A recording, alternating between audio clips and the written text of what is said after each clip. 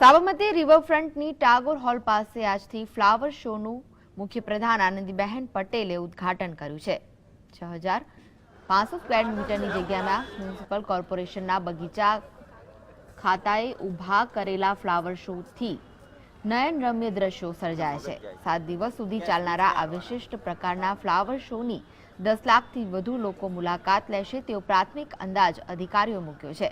આ અંગે પ્રાપ્ત વિગતો અનુસાર છેલ્લા કેટલાક વર્ષોથી યોજાઈ રહેલા ફ્લાવર શોને અમદાવાદમાં જ નહીં પરંતુ રાજ્યભરના પ્રકૃતિ પ્રેમી લોકોમાં આકર્ષણ ઊભું કર્યું છે। આ શોમાં 750થી વધુ જાતના ફૂલો એક જ જગ્યાએ જોવા મળશે, જેમાં 46થી વધુ જાતના ફૂલો વિદેશી હશે।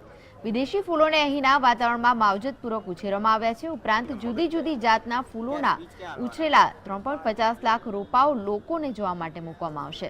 આ છોડ કઈ રીતે ઉછેરવામાં આવે છે, તેની માવજત કેવા પ્રકારની જોઈએ છે તેની વિગતો પણ જિજ્ઞાસુ પ્રેક્ષકોને આપવામાં આવશે।